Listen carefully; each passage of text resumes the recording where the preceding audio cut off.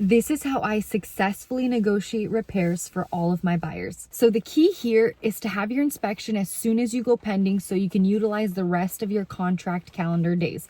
In Oregon and Washington, we generally have 10 days to perform our inspections. And make sure that you're specifying radon, sewer scope, any invasive inspections that you're going to do, make sure those are in the contract. Now here's the key. So the inspector sends you the report. Now over the next like 3 to 4 days, you're going to be texting the listing agent, hey, I have a mold company that wants to go out on Wednesday. Hey, I have an electrician that wants to go out. Hey, I'm meeting the HVAC tech to take a look at the furnace. We're doing some follow-up inspections on, what was found in the inspection report. Now, mind you, the seller's getting all this info.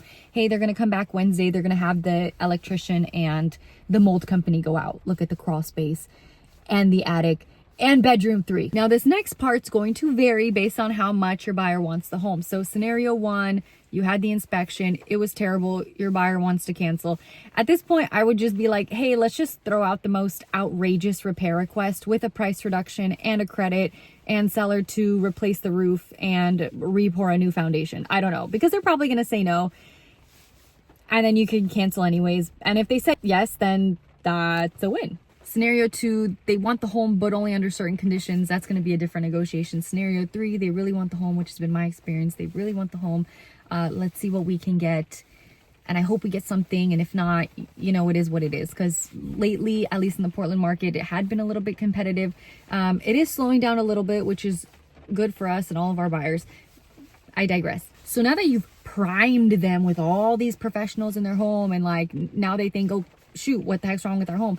You compose a very conservative yet realistic inspection repair request. And then you throw in 1 or 2 items that the buyers don't really care about. Let's say they want a panel changed, or they want a new roof, or they want the furnace serviced or something like that. Insert there a miscellaneous seller to add GFCIs in the bathroom and seller to clean the debris in the crawl space.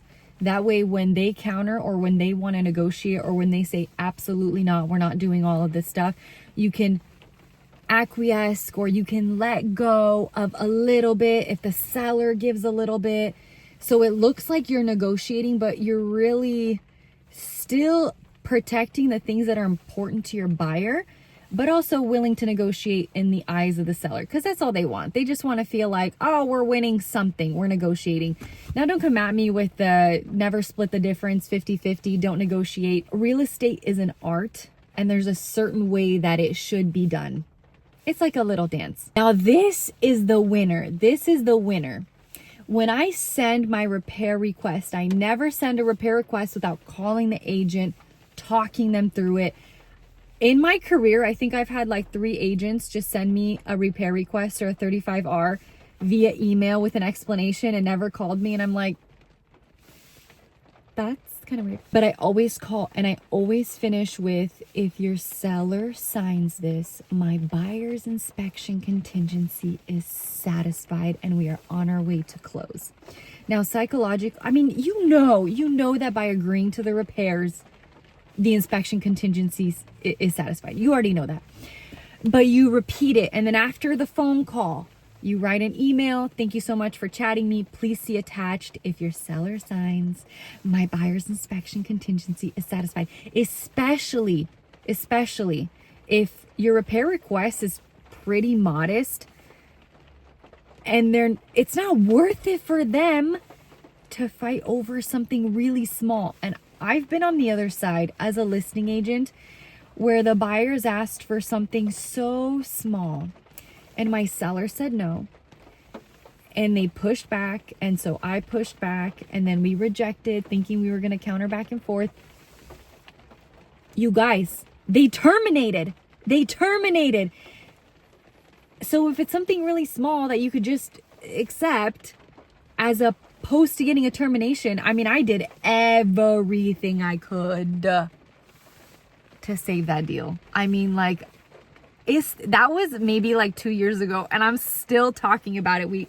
It was there was a little awning coming out of the home, and it was missing a tiny little strip, a little gutter, maybe $100 to $200 to have a guy go out there put up a gutter, maybe a downspout draining away from the house. And we said no. And, you know, that opened up a whole can of worms. That's not why they terminated, but it opened the door for a termination. Anyways, that has always been successful to me.